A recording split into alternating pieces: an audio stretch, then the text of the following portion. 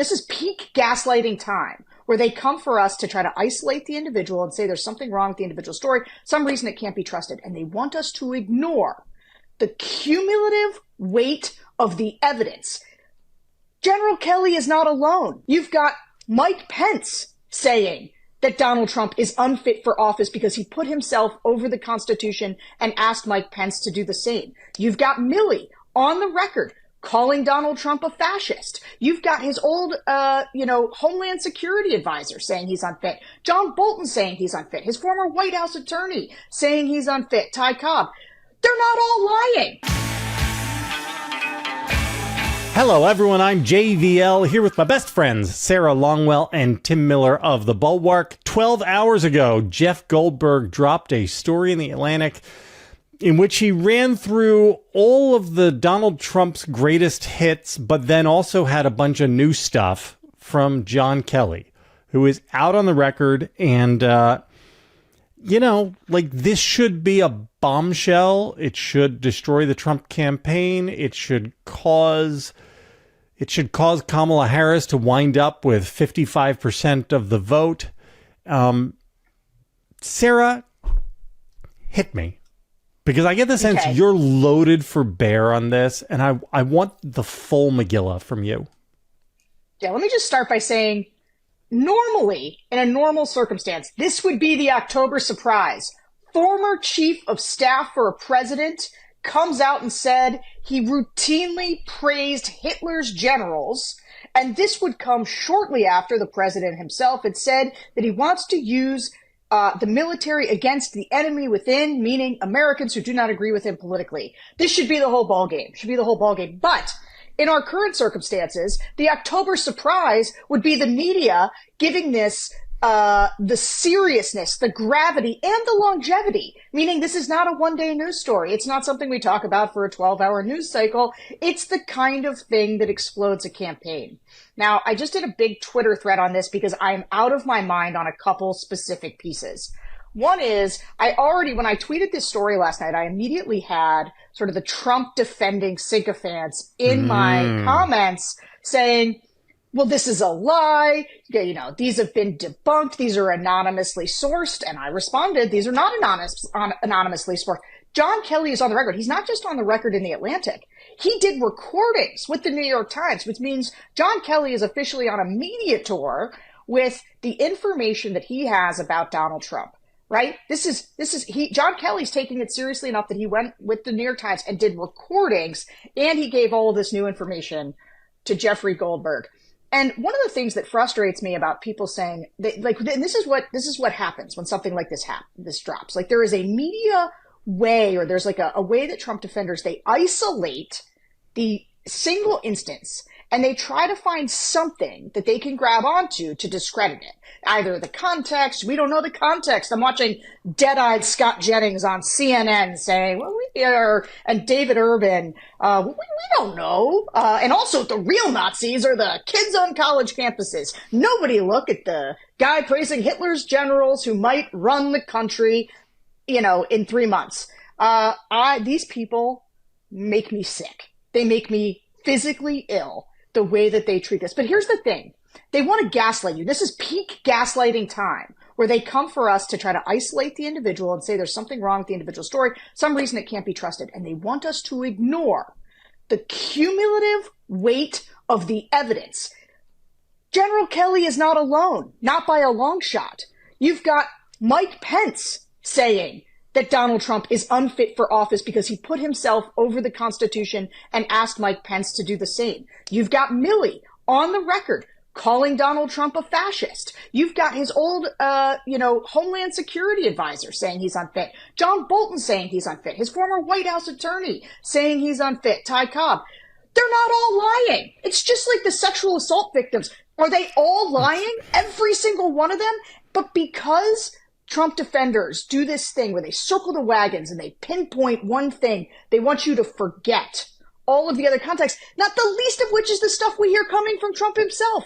Here's the reason that we know that Donald Trump talks like this about soldiers. He said it on the record about John McCain. Yes! Right? He said it on Yes! the record. How do we know that he thinks Hitler's kind of a cool guy? Is he out there right now calling Americans vermin? Is he talking about immigrants poisoning the blood of our country?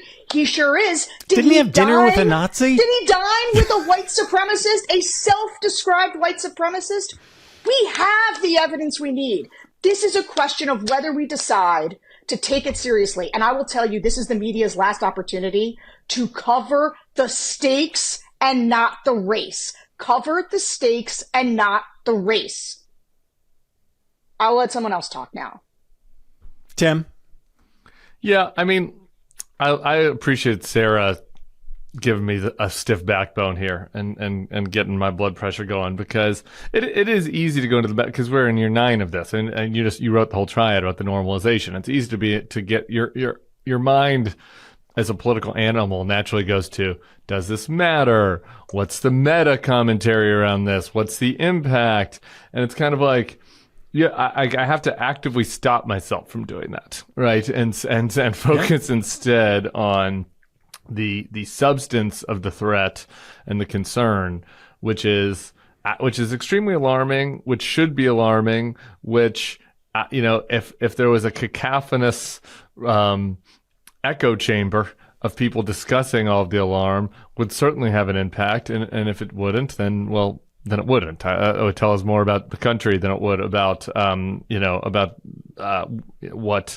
what the arguments were that were being made. And so, to me, I think the most alarming thing substantively in there, and I had Jeffrey Goldberg on the Daily today, so it's interesting to kind of hear his perspective on this. But the substantively interesting thing that I found was not the Hitler generals in isolation, but it was in combo with the story about how he said during the George Floyd protests that he wishes his generals were more like the Chinese generals in Tiananmen Square.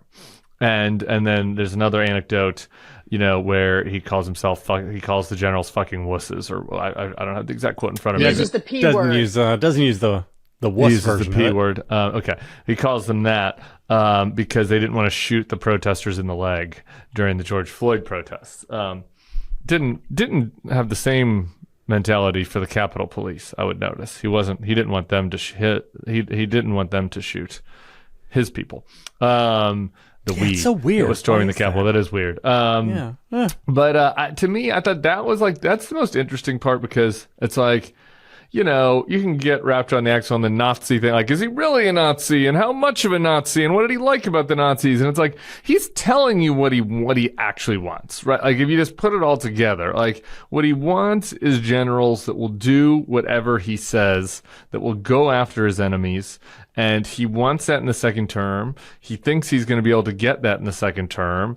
And as the term goes on, and as he becomes older and less inhibited and more, and surrounded by an increasingly small circle of crazies, the risk becomes higher and higher that he's able to execute on it, right? And so, I mean, to me, that is the big takeaway from this, as far as the practical element of what to look for in a second term, and what's the most alarming about it.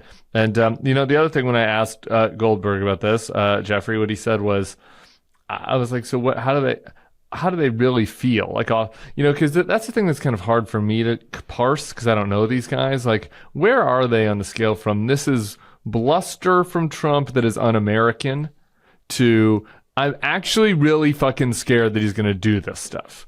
And Jeffrey said he's like, they're scared shitless. He's like, they really think that he's going to do the stuff. Like, that's the side that they fall on. It's not, because it would be bad enough, right? Like, if it was bluster, if it was un-American talk, if he's talking like a fascist, but he's all talk, no action. Like, to me, that's still bad. Like, that's still disqualifying. We don't want a president of the United States, talking like a mini Mussolini, right? Like, that is disqualifying in itself. But I thought it was telling that these guys, at least Milley and Kelley, clearly think the risk is real, is high. Let's talk about this part for a second, because this is the part that's got me. So on one hand, you do have Kelley 2 weeks before the election, sort of trying to make a difference here, right? He goes to Jeff Goldberg, with whom he clearly has a relationship. Jeff Goldberg's an excellent reporter, has clearly cultivated strong relationships with these guys. He's been the point person writing these stories, whether he did a big profile of Milley. We got the Mattis sort of on background stuff. That was all in the Atlantic. So I presume Jeff Goldberg is like sourced up hard on this. And then he goes to the New York Times, right? And he's willing to make recordings. Here's the thing, though. Anything that is filtered through the elite media is not going to help. It's not nothing, right? It's not nothing. It's important, but we don't live in the media environment that we used to live in, where this is the kind of thing that creates a bombshell that ricochets everywhere. And this is why Kelley and Mattis and everybody who's ever gone on background, right? They have to go look America in the eye and say this. It cannot be filtered through a media lens that the people we need to reach distrust. Fairly or unfairly, they are distrusted, right, by the exact people that this needs to penetrate. And that is why, if I am begging these generals, if they are scared, if they're as scared as Tim just said they are, if they're as scared as Jeffrey Goldberg says, go say it straight to the American people. It's not hard. Every media in the world will show up if you just say, we're going to hold a press conference, and we're going to talk to you, and we're going to take questions. Or just say it to Bret Baier. Yeah, or say it to Bret Baier. Good, but just say it live. People need to be able to see your eyes, man. Fox would put it on there. If John Kelley said that they would called Bret Baier, they would put it on the air. They would. Okay, so I guess I have a question. Do they need to reach the people who are fully siloed at this point, or do they need to reach people who are just low information, not really paying attention voters? And then the sort of, Wall Street Journal editorial page, the people who aren't actually siloed.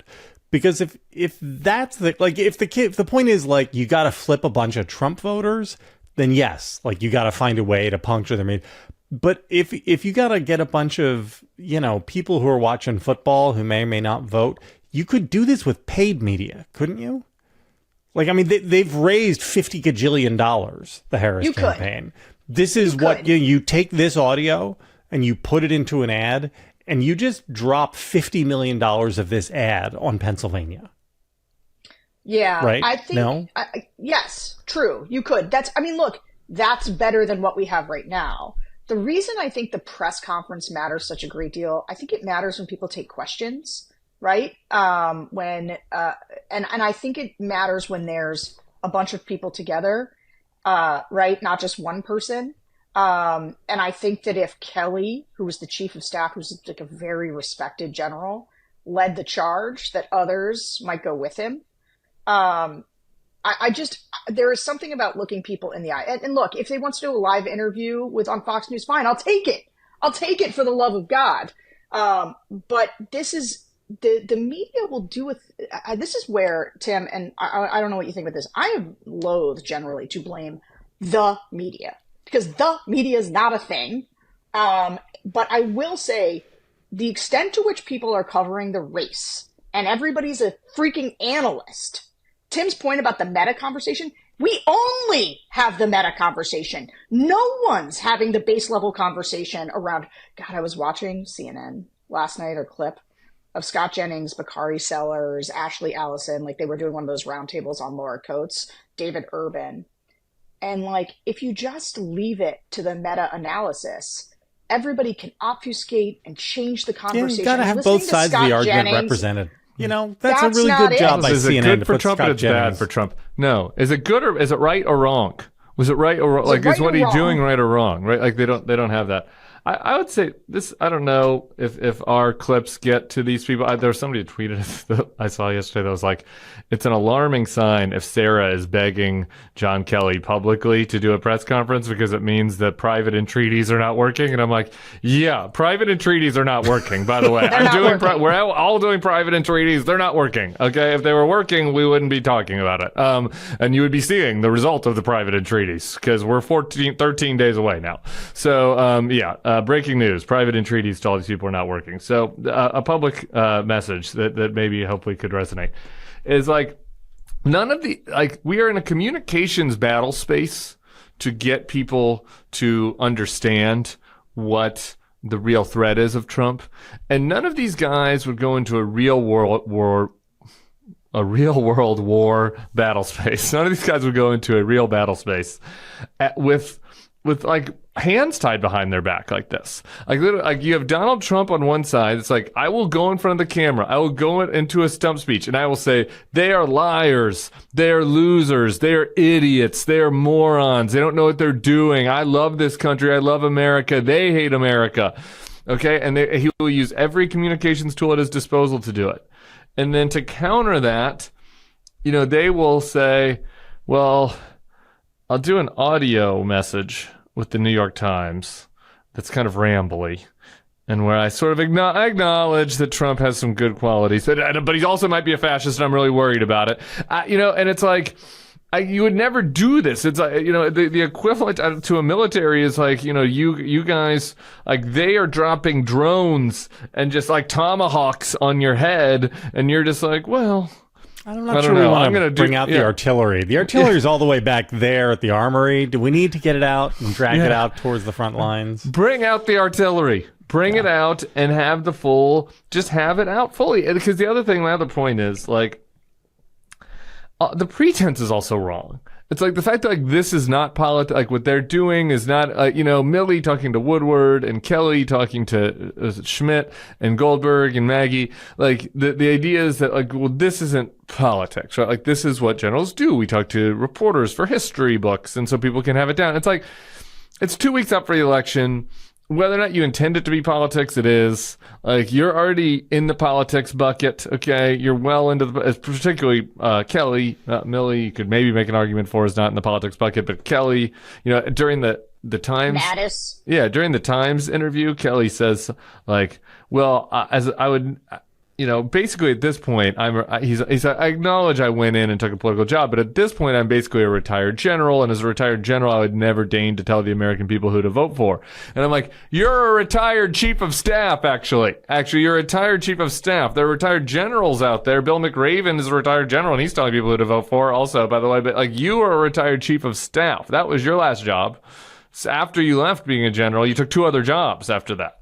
And so, so that's the part, like, that is frustrating, that gets me mad. But I'm trying to rechannel my anger from Kelley, who's doing the right thing, towards all of the assholes like Tom Cotton, you know, who know that John Kelley is telling the truth, who've praised him. Who revere John Kelley. Who understand the important, you know, like how much he sacrificed for this country, who frankly like John Kelley a lot better than I do when it comes to his policy proposals. You know, like I've found John Kelley's immigration regime to be unconscionable. So, like, there's a group of Republicans who are much more aligned with John Kelley, who are now either silent or trying to pretend like they believe Donald Trump over him, which is preposterous. So I'm trying to refocus my anger at those guys. I got a question. Can you name or point to a single anti-Trump type at the elite level who is going to be swayed by this? No. Of course not. And, like, that's kind of telling, right? Isn't it telling that there's not a... No, am I wrong? Maybe I'm wrong. All right, so I haven't, I'll admit, you guys, I appreciated everybody's nice comments about my hair during the last event. You can see that I woke up today, I'm on the West Coast. I did nothing. I haven't showered, I haven't done anything, because I've been sitting on Twitter and sitting on email and whatever. We're healthy. Yeah, but I'm trying to figure out. I'm like, how do we get these guys to speak out, right? How do we, I'm looking for signs too from that, like, This feels to me like at least a Dispatchian moment. That's such an interesting question. It should be a Dispatchian moment, and not just. Why does it matter who they endorse? Not just Nick Cataggio. Jonah retweeted me today. Jonah retweeted me. I don't want to get down on the dispatch thing. Jonah retweeted me. But no. I'm just saying, like, will it matter to some of the anti types? I do think that there are the best of them. Does Rich Lowry have anything to say? Like, do you see what I'm saying? Like, this is the problem with all this. Also, is, and this is a little bit. You know, like, the reality is there's a lot of people that try to live in this gray space, you know, but the reality is anytime something like this happens, like, you can be a like, as far down the MAGA pipeline as possible. I mean, you could be the type of person that we all find disgusting. Like Bill Barr, I'll speak for myself. Again, John Kelley has sacrificed his child for the country. Obviously, has great traits and is a patriot. I found his immigration regime disgusting. But John Kelley, these guys were not rhinos. It's not like the Gary Cohn types or whatever, that went in. Like people that were fully on board the Trump project. Let's put it that way. Fully on board the Trump project, like Bill Barr and John Kelley. They speak out, and they get treated like they're us. There is no, as soon as you've done that, it's like all these guys try to pretend like, oh, well, if it was somebody without Trump derangement syndrome that was talking about this, then maybe it would have more credibility, right? But clearly this guy, John Kelley, has these guys have lost their mind. They think he's Hitler now. There's no, they pretend like there is some higher-minded way to be anti-Trump. But anytime anybody actually speaks out with clear eyes about the threat of Trump, those concerns at the elite level are immediately rejected, and they send them down the Bulwark chute, because that's the only way to maintain the posture, right? That's the only way for them to maintain their posture. And so they don't fucking matter, actually. It's the voters that matter, right? Right. Can I read you something that Nikki Haley just tweeted? Yeah, go ahead. No. But then I want to ask you about Bill's newsletter this morning. Okay, Nikki Haley just tweeted, thanks to Joe Biden and Kamala Harris, there's chaos around the world. The debacle they created in Afghanistan emboldened our enemies. Russia invaded Ukraine, Iranian proxies started a war with Israel, and China threatens Taiwan daily. Make no mistake, American national security is at risk if Kamala Harris becomes president. This is Nikki Haley being enlisted in this moment to change the conversation, right? This is what Trump will do. There's Trump is his campaign is genius about this. They know that if you don't like the conversation we're having, change it. I remain convinced the Springfield conversation, that they kept that thing going, because they thought it was good, to keep it in somewhere in the vein of immigration, but also it was because Trump had just gotten absolutely smoked at the debate, and they wanted that conversation to end. The word so no is matter how schlonged. insane their conversation was about eating cats and dogs, for them that was better terrain than Trump got smoked at the debate. And so they are going to deploy people now to try to change this conversation. I do think our job and the job of any media person who is listening is to not let this go. This is the whole ballgame. Do you think that Trump will engage in the peaceful transfer of power if he is reelected? No. How do we know that? He didn't do it last time. That's it. He lied to everybody. He caused an insurrection. These generals, his chief of staff, his vice president, they're all telling us. And what? We're just going to be like, dude, Kamala Harris lost a point in Michigan. Yeah, I'll give you a tangible example of this, actually. How about this? And all this stuff I think only matters on the margins, but it matters as far as keeping stuff in. What's the high salience issue of the last 13 days? Does matter. Mattered in 2016, mattered in 2020. They've got sick with this on the Hill. There's a period in 2017 where after something like this, there'd be people running around the Hill going, Senator Cornyn, what do you think about this? Congressman McCall, what do you think about this? Right? Our colleague Joe Perticone said he was looking at the congressional social media feeds. He's like, none of the congressional Republicans have said anything about this, right? That is... you would think that'd be something you'd be interested to hear about. Or do none of you who confirmed, at least on the Senate side, who confirmed John Kelley to the cabinet, does it not concern any of you that he thinks that the candidate you're supporting is a fascist? Have you talked to John Kelley? Have you called John Kelley? This was, I got one reporter in trouble on MSNBC because I was on a panel with them, and I was like, has J.D. Vance called Mike Pence? The reporter was a Mike Pence, or was a J.D. Vance, beat reporter. And they were like, I don't actually know the answer to that. And I didn't really mean to put him on the spot, but it's people aren't thinking about this like that, right? It's isn't this crazy? Has Tom Cotton called John Kelley to see what he thinks? To hash it out, to disagree? I mean, he approved it. He admired him. He sent multiple tweets about how great John Kelley was. Nobody asked these isn't he at least questions curious? Because we all know the answers already. Right, because they know it's true. Isn't that yeah. Right. I mean, the answer is that. All right, we got to take a break. This podcast is sponsored by Rhone Apparel. The pain points of finding what to wear and avoid uncomfortable, tight clothing that's never your size is a problem we need to move on from. If you want to look good without having to think hard about it, then Rhone Apparel is for you. Men's closets were due for a radical reinvention. Lucky for us, Rhone stepped up to the challenge. Rhone's commuter collection is the most comfortable, breathable, and truly versatile set of products known to man. They have products for every occasion. We're talking about the world's most comfortable pants, dress shirts, quarter zips, polos, blazers, and t-shirts. They look great as individual pieces and work seamlessly together. Rhone's signature four-way stretch fabric is breathable, flexible, and works anywhere from your commute to work to the 19th hole. It's time for unparalleled confidence without all the hassle.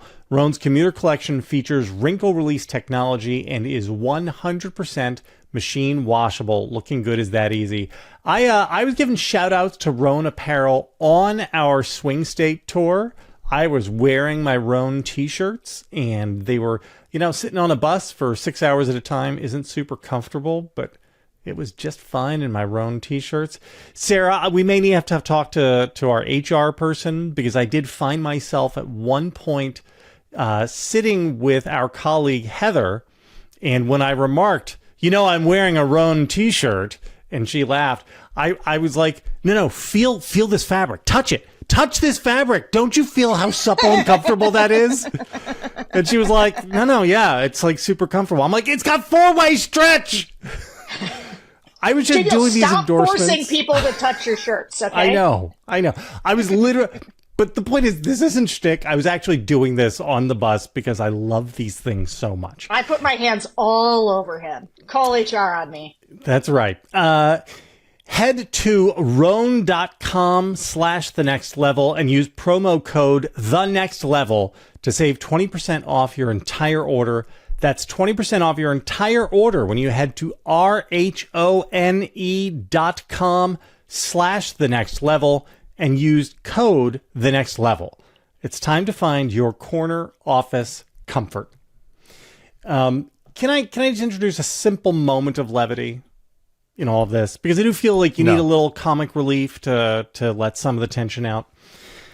The part that I thought was maybe the best in the Jeff Goldberg piece is when Trump says to Kelley, I wish I had generals like the Germans. And Kelley said to him, and you imagine this is the kind of private joke that one does with oneself to keep one's sanity, says, oh, which ones? Like Bismarck's generals? Because, as Kelley says, he knows full well that Donald Trump has no fucking idea who Bismarck is. Right? Donald Trump has never heard of the Franco-Prussian War. Donald Trump might have been commander-in-chief of the greatest military force the world has ever known, but he's never fucking heard of the Franco-Prussian War. And then when Trump is like, no, the other ones, Hitler's generals. Kelley says, Hitler's generals tried to kill him. And Rommel had to, and the phrase Kelley uses, I believe, was, President Trump was not familiar with the name Rommel. Yeah. Probably the single most famous German general of the last 100 years, and he just never even heard of him. And that level of invincible ignorance is... Maybe he thought it was pronounced differently, like Rommel. Maybe he just didn't recognize the pronunciation. It's probably that. It's probably that. We're, we live in a world in which 47% of the country is going to vote for this guy who's an unbelievable ignoramus. And I found that darkly funny. But also, again, this is my warm blanket. Nobody's going to make this choice accidentally, right? And here I really do believe this. I believe that it is simply unfathomable that more than, say, 5% of Trump's voters will come to this having never heard a single word about any of this. They will. They'll have heard it somewhere. They'll have seen it in an ad. They'll have seen it in a newspaper or on a TikTok. They will have maybe seen the denials on Fox. They talked about it on Fox and Friends, even to dismiss it, right? And so it's not like they will be totally blind to the fact that this is a thing that is out there that happened. So people are going to choose it The Brian affirmatively. Kilmeade defense that he might just not have been aware that like comparing yourself to the Germans is a third rail. I like that. It's a He was bad just thing. like, yeah, it might just not. It was a natural. He just might not have been aware of that. You know, the two third rails in American politics, they always say Social Security reform Hitler. and comparing yourself to Hitler. Yeah. It's like those are the two defense things of no Trump one is can do. always, guys, he's too stupid to know this. All right. It's like they always, at the end of the day, they always fall back on he's actually too dumb to be intentionally bad. Great. It's reassuring. This is the Ross Douthat angle, right? Can I just, while you're talking about Trump being an absolute idiot, I have, I discover some of the more bad faith anti-antis. I discover new ones that I find to be the most objectionable. Charlie Cook, accidental confusion there. Charlie Cook over at NR has become one of the very worst. And I got in an argument with he and with Josh Krashour, who I think we've all had on our shows in the past. Are you spending time with these guys, Sarah? Can I hold on? It's not about spending time with them. It's about the way that these conversations evolve or like what people focus on. So after the event with Liz Cheney and Kamala Harris, and you, both of them, and me, which is why I felt really like strongly about jumping in on this. Josh tweeted that Liz Cheney said that the abortion restrictions, the reversal of Dobbs, had gone too far, which then Charlie Cook tweeted with like quote tweets around too far. She never said that. She just didn't say it. It was just a lie. It was made up. And it was about... This is my shocked face. Yeah. It was about maternal health, the discussion was, and Liz was talking about her concerns that in some states, like Texas, where the state level laws are so restrictive that it's causing women not to be able to get the care that they need. That was what she added to the conversation. And I included the direct quotes. Neither of them deleted their tweets. They just were happy to keep the misinformation flowing because they think in this moment, the real enemy is Liz Cheney, and that we need to spend more time with Liz Cheney explaining herself for her evolution. And I saw a bunch of other people pick this up too, a bunch of the anti-antis. Even Nick Cataggio wrote an excellent piece. But it's still like, this is where the navel gazing is. They refuse to engage on the substance of Donald Trump's threat, but they are happy to sit and just pick over Liz Cheney's abortion policy and where her disagreements are with Kamala Harris. But that is even not the point of what I was saying. Charlie Cook also wrote a piece in which he called Kamala Harris an idiot. And his whole piece was about how she was an idiot. And I gotta say, I was listening to her talk when I was interviewing her, and I was thinking about that because, you know what, is she a little standard politician-y? Like, does she kind of lapse into her stump speech? Sure. Is she an idiot? Not by any stretch of the imagination. I mean, she passed the California bar, for starters. Like, even if you want to engage on the merits of this, like, that's how, like, she passed the California bar. It's hard to pass. Is Charlie Cook a lawyer? I don't think so. You know what I mean? Like, JVL didn't get into med school. Yeah. Thank you. Still too soon. You have to get out the mass spectrometer, like the micron microscope, the electron microscope. There it is. See, all these science tools, I can barely tell them apart. To examine every single clause and word in Liz Cheney's answer on abortion, Charlie can just say whatever the fuck he wants, and nobody gets to look at it. These guys. My point is just the gap in idiocy, like the way that people talk about her, like she's not smart, and then there's listening a pundit to Donald accountability gap. Yes, totally. But here's what I want to ask. So Bill, in his morning newsletter, which if you're not subscribed to it, you should be. I love it. I love Angry Sarah. It's like I'm looking in a mirror, and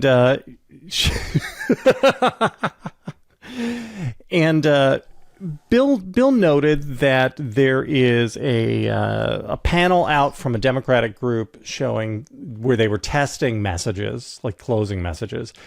And the thing which resonated the most with undecided voters was where it was former Trump officials calling him unfit, erratic, and dangerous. That's kind of hopeful, right? I mean, like you could, again, you could just put money behind all of this instead of hoping for a press conference or something like this. You have a campaign with a ton of money. There's 14 days left, and I understand votes are already being sent in. But again, the people you got to reach at this point are not early vote people. These are the people who are trying to, get off the couch at the very last minute. There are only 3 states. You don't have to hit the entire country with it. Couldn't you just spend $150 million, $50 million in Wisconsin, $50 million in Michigan, $50 million in Pennsylvania over the next 13 days to make this message resonate so that at least nobody can say, well, we never even heard that stuff, right? We have the audio from Kelley, right? Isn't this a solvable problem, my campaign friends? It's a solve. No, is really the answer? No. It's just not 1998. Yeah, sure, she should do that. Yes, she should do that. And if you look at the testing, the Blueprint group that does message testing, it matters. It matters to people when you remind them that half of Trump's cabinet isn't for him. If you put, this is why it's in when Kamala or when Sarah was doing the town hall with Kamala and Liz. Well, they both said that. They know it. Their teams are telling them this works with people. The Trump's own VP, his own chief of staff. This is old news to us, right? But other people know it, but don't think about it, and if you have to frame it in a way to make them think about it, doesn't that give you a second doubt? Doesn't that raise the doubt in your mind? If you're teetering, if you're one of these people that don't like Trump, but you might vote for him anyway, does it make you rethink that a little bit when you realize that his own chief of staff, his own national security advisor, his own VP, blah, blah, blah?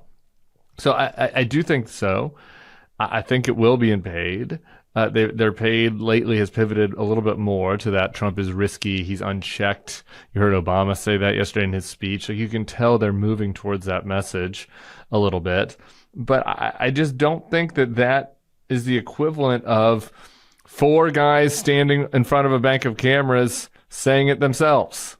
And sure. The efficacy of it is just much less as far Understood as trickling and it down. Yeah. I'm just saying that if you can't get the 100% that you'd like to sure. with that, could you get 80% of that by just dropping a money bomb on it?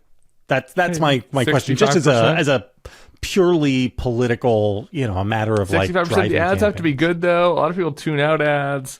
It's more complicated than it sounds, I guess is all I'm saying. And Fair I think enough. that there is diminishing returns in paid at this date in the campaign. Fair enough. Yeah, there's a reason that a lot of us look, you put a lot of money into the ads at the end, but a lot of times when you're trying to shape public opinion in the long term, create issues that the conversation's gonna, pivot around, you spend that money early. And that's why we've seen a ton of movement. We do see a lot of center-right voters, but right now you are trying to both sort of sweep up the last bit of people who, think that Trump was better on the economy, and make them think, and don't vote for Democrats and get them to believe that Trump is too dangerous. I think, but I agree with you. I think this is a good closing argument, as good as, and our research, I've been on this thing about the generals for forever because all the research does show nothing, but I can't tell you how important it is when it's filtered through something else, like a paid ad, or it's filtered through the media. It is 30% as effective as if they called a press conference and said it directly to the American people and let those clips go far and wide. So this is one of our colleagues made this point to me yesterday, that it's kind of extraordinary that the Harris campaign is basically closing with the Bulwark. It's the closing messages are basically targeted for the kind of people who read the Bulwark. Very centrist, very moderate, really good stuff in that way. And that's kind of extraordinary and gratifying, which is nice, I think, for us, but also makes me a little nervous because, if it doesn't work, does that mean it's on us? No, the reason that they're doing it the way that they're doing it is because the data shows that that's what they should be doing. right? Like they're looking at their own data that is saying, hey, about half of what's available and left are these center-right voters that we've got to convince and get over the line. It just so happens it is our cohort of people, but like they're not listening to us to make that decision. They made that decision because their data shows that it's the right thing to do. So we get the credit, but not the blame. Actually, JVL, that's how that works. If, that's Kamala the best. wins, That's we the get the sweet credit. spot. I like if Kamala that. wins, we get the credit. Other people get the blame if we lose. Just one last point on this is, because J-Mart wrote an article about this yesterday that had a lot of people up in arms in the Never Trump world about how, the Longwell, Liz, Kamala, Charlie, Maria Shriver, weirdly, events, like, were aimed at the Bulwark, like, really. Like, he didn't say it like this, but, like, it was aimed at Bulwark people more than, like, I'm a really hard right conservative, and and I'm just reluctantly going to get there. And I understood J-Mart's point, right? Like maybe there's some more potential voters out there if she had pivoted even more ideologically to the center rhetorically, but she's done a lot of pivoting to the center already. But the point is, which we'll get to in the next segment, I was talking to a lot of top Democrats last night, at a social function. And like their data, like their pushback to J-Mart is their data basically shows that like the things that work are the generals, Mike Pence, January 6th, and abortion. And like, I know you don't think of abortion as like a conservative issue, but like in Florida right now, it's 60+% on the abortion ballot initiative. So the kinds of Republicans that are gettable for her are at least in the middle somewhere on abortion. And so that's why they're talking about those issues, I guess is the point. And that's not why they're not talking about, I don't know, a balanced budget amendment or whatever. Okay, we've got an ad. If at the beginning of the fall has you feeling farmers market vibes, but you don't have time to go to a farmer's market, look no further than Green Chef, the first certified organic meal kit company. Bring the flavors of the farmer's market to you with fresh seasonal organic produce in every box, plus premium proteins like organic eggs, sustainably sourced seafood, and hormone-free chicken. All these get delivered right to your door. Plus, you don't have to guess what to make with your farm fresh items. With Green Chef's easy-to-follow recipes and pre-measured and prepped ingredients, you'll be serving up a restaurant-worthy meal in no time. Green Chef makes it easy to eat right for your lifestyle with delicious options like Mediterranean, plant-based, calorie smart, and more. Save time in the kitchen with premium ingredients that arrive prepped. Many come pre-chopped. That's important for me. I don't like chopping. And ready to cook, like pre-measured sauces, spices, and dressings. Stock up on tasty extras from Green Market, your one-stop shop for high-quality curated items that make it easier to eat clean all day long. Green Chef is also owned by HelloFresh, so with a wider array of meal plans to choose from, there's something for everyone. Do you think I have time to cook right now, people? Do you think I have time to cook? Have you been to the YouTube page? Have you watched our tour? We're just surviving, all right? Like, we're just lucky. Toulouse is just lucky that she's getting any nutrients at all, all right? That it's not just Pop-Tarts for dinner. It's basically all on Green Chef. Green Chef is keeping that kid fed. Yeah. Thank God there are nutrients in the Green Chef items. So we'll tell you, it's easy, it's clean. I can do my podcast prep, not have to think about it. I'm listening to the interviews or that other people have done. So, I am giving you guys the real facts and can ask those penetrating questions to the guests. So you can multitask. The food is good. Everybody's happy. The whole family's happy. And, that's a win. Go to greenchef.com/nextlevel50 and use code nextlevel50 for 50% off your first box plus 20% off your next 2 months. That's code nextlevel50 at greenchef.com/nextlevel50 to get 50% off your first box plus 20% off your next 2 months. All right. Sarah, this is a real question. You're going to think I'm being glib, but I'm not. Kamala Harris has Gretchen Whitmer, Eminem, and the Insane Clown Posse out stumping for her. How does she not win Michigan? I mean, she's going to win Michigan. Do surrogates matter is his question. Shouldn't that be helpful? That is my question. Like, shouldn't that be helpful? Those are surrogates who aim right at the heart of, like, the Trump coalition, right? Angry young dudes and... What is the Insane Clown Posse? Are they? They're like 50s now, right? I mean, these are people we were. Tim, kids. can you field this, please? I can. The Juggalos. Can you explain the Juggalos too? I'm out of my depth, man. Yeah, I mean, there's kind of an insane Clown Posse diaspora. It's not the kind of music that I like. It's a little for my taste, but they dress up in clown makeup. Angry people go, a lot of boys, but some women, lesbians. I must imagine there are a couple lesbians there, no? And they wear cargo pants, and then it has their fanship has evolved into kind of like a cultural totem as well that does overlap with MAGA a little bit at times. They're called the Juggalos, the fans. Some of them had showed up to kind of counter protest to Black Lives Matter at times during the 2020 protest wars. So I guess the point JBL is trying to make is like these are not the kind of elite woke this campus isn't Taylor liberals. Swift. Yeah, it's not Taylor Swift. This is not Taylor Swift. You don't see a lot of people in insane Clown Posse gear at your local Whole Foods, Yeah. I mean, yeah, which and is good. As intriguing as the cargo pants sound, I can't say that this is a demographic I've ever been hip with. I do think Eminem I'm here for. Eminem is a person whose music I listened to all Obviously. of, even when it was way too angry and scary, but it appealed to me. Very formative. I thought it was great that they had Eminem out there. I do think, look, I get a little nervous, and I saw some people pointing this out. It's not worth me pointing it out, but I would just say in general, like, oh, you've got Springsteen. Like, there's something about, like, Democrats do have all the good celebrities.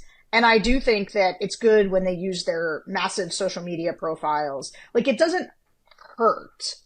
But the idea that surrogates can be decisive now is, I don't know. It has not in the modern era of Trump. Trump is his own kind of celebrity and has his own, celebrity world that I'm just not sure, maybe young men notice that Eminem is doing it, but also Eminem, I don't know, is he he's old now, right? He's got grown kids and I don't know. So I look, I think surrogates matter. And I thought Joe Biden needed them. I have cooled on my need for surrogates pitch since Kamala Harris is able to make her own case for her campaign, and I really think people want to see her more than anything else. You needed it for Biden because he couldn't do it. Right. All right. I agree with that. I would say this. I have one positive thought about this before we get to close with my negativity, and that is it matters in this election, I think, a little bit more than others because the two demos that you're trying to talk to at this point are the people we've been talking about the whole first 45 minutes of this. College-educated, high-income Republican types you're trying to scare off of Trump. And then the other people are people who are like, who is John Kelley? What is a John Kelley? Juggalos. What is a JVL? Right? Having surrogates out there that could conceivably reach people that are like, I literally don't know who any of these people are or what you're talking about. I just see the memes. Trying to reach them through influencers, through celebrities is a valuable use of the campaign's time, in this election in particular. It's also good. Look, I just think right now in your closing arguments, in JVL, this goes to a point you've made that I think is really true, that I think they're struggling with right now, which is how do you own news cycles? How do you make it so that you are the one people are talking about? And Donald Trump is really good at this, working the fryer at McDonald's. The way that they do that, it's not that you might, as a listener, be like, but that was a stunt and they closed it down. And I'm like, yeah, are you talking about this? Are you talking about Donald Trump working at McDonald's? They win. That's how they win. And I think that you want them to be like, ooh, Eminem endorsing Kamala Harris as part of a news cycle, right? You're trying to dominate sort of the attention economy. He wants Nazi generals. Yeah. All right, Tim. We got to close this out because we're running long, but you have some important feelings to share, and I'm here for them. I do. I don't want to be the person. The core tenet of the Bulwark and of the podcast that I'm on in particular is that I don't bullshit you. You just get what I'm saying at a party is what I'm saying at a podcast. And so I had a little guilt last night because I was at James Carville's 80th birthday party. It was amazing. I felt like That must have been it felt like it was sacrilegious, actually, that I only got to have one drink because, we got a lot happening right now. So I only had one drink. But I had a great time. But there were a lot of Democratic poobahs there. A lot of people close to Kamala and Joe Biden were there. And, I was saying to all of them already that I'm like really concerned. I'm really concerned. I like what I said at the tour last week. I don't denounce. Like, I still think she's a clear path to 276, which is too narrow. I think she's probably the favorite in all of those states, a very narrow favorite in those 4 states to get 276. I agree with Sarah's point that I'd rather have older people and women in my coalition than men. That said, like, there are 3 outs for Trump. And I don't like 3 coin flips where you got to get tails every time. Like, that worries me a lot. And it's not exactly like that because they sort of move together. It's not really like 3 coin flips, but you know what I mean. Like, yeah. I don't like the fact that he only needs to win one of those to break the 270, and that there's not a great clear alternate path like North Carolina maybe. That worries me, and I think at this point it's a pure toss up to me, and I'm mentally coming to terms with the fact that Trump could actually win, and when I was pressing all of those people last night who are in a position to know, in a position to see private data, I kept hoping that they were going to tell me something about what they're seeing in House races or Senate races or whatever. I was hoping they were going to give me a fact that I could hold on to, and they didn't give me anything. I had no conversation that made me feel better, and frankly, most of the conversations made me feel worse. So, isn't that good in a way? Yeah, sure. They're not whistling past the graveyard. So, yeah, not even expectations-wise. Like, it suggests the Democrats are not shining themselves up and deluding themselves that their position is better than it is. That's true. That's good. They're not shining themselves up. They all think it's close. They all are confident, but in that same narrow path that Sarah's been laying out. So anyway, I say that not because I want people to get down. I want everybody to be motivated and to get going. And I also say that, like, I was wrong in 2016. We were pretty right in 2020. In 2022, I was wrong about the House. We were right about the Senate and the governor's race. I guess I missed Nevada in 22. So, you get right and wrong. And this is not like I don't have new information. It's just the path. The path is very precarious. And I was kind of the negative Nancy at the party last night. So I didn't want to be a phony about it on the podcast. I appreciate that. And I want to say something on this point as well. Although, like, we've litigated sort of our feelings plenty, so I don't want to get into that. But I do want to, I've had I haven't been able to be as responsive to, like, media requests of late. There's a lot of people right now who are texting me, emailing me saying, what are your focus groups saying, right? Because everybody wants a tea leaf read. Right. Everybody wants to, like, open the bird and read its entrails and, like, figure it out. And so since I've not been responsive to the media requests, you can all feel free to quote me from this section, because this is what is happening in the focus groups. But it's deeply unsatisfying, which is I could make a case either way using what I'm hearing in the focus groups for either to win. Because here is the long and short of it. We are constantly looking at swing voters, meaning people who voted for Trump in 16, Biden in 20. We're trying to figure out, does that coalition hang together, right? Because they made up the margins in 2020. And the fact is, the vast majority of people in every single one of the groups that we do is voting for Kamala Harris. And when she was swapped out for Biden, she did a tremendous amount. We saw a huge surge in the groups of people being like, I'm voting third party. Oh, I can't stand these choices. We saw the elimination of the double haters. And we really, like I always said, with speed and alacrity, she put the coalition back together. And so that's good for her. But in almost every group, you get some clean sweeps. Sometimes we had a clean sweep in Pennsylvania recently for Kamala Harris from the swing voters. But in most of the groups, you're losing 1 or 2 people back to Trump. Like, there's some backsliding. It's almost always about the economy or immigration. Or just like a general sense that they don't like the way that things have gone under Joe Biden. And so that makes me nervous. You lose a couple people when the margins are that narrow. There's also another group of swing voters, though, and these are the ones that I think Kamala Harris has been doing well with, which tend to be 2-time Trump voters who were out after January 6th. And a lot of them are old white voters in these key states that she needs to win, who came to the Republican Party because they voted for Ronald Reagan. Right. And when you look at young Republicans, Poppy Bush voters, key demo. That's right. Who thought, like, they held their nose and voted for Trump. But then they kind of thought, like, after January 6th, they were like, I'm done with this. So we call them two-time Trump voters who are out on Trump. Those are the people who are struggling to get there on Kamala Harris, but are out on Trump. And so, like, what do? Do they stay home? Do they write something in? Do they go third party? I hear a broad thing. Some of them are going to vote for Kamala Harris. Some of them are just going to say, I'm going to leave the top blank. And I think that the question is kind of like, how does that all add up once Kamala Harris has turned everybody out and Donald Trump has turned everybody out?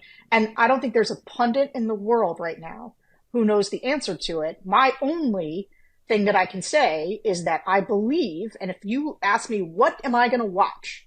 It is non-college women, non-college white women specifically.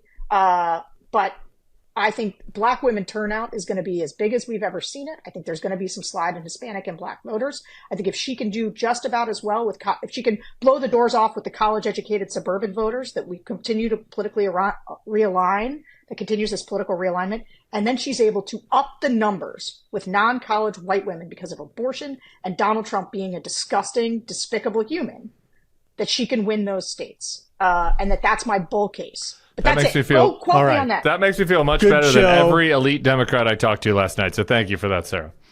Okay. Good show, long show, less than 2 weeks. Next Wednesday will be our last pre-election next level. Good luck, America.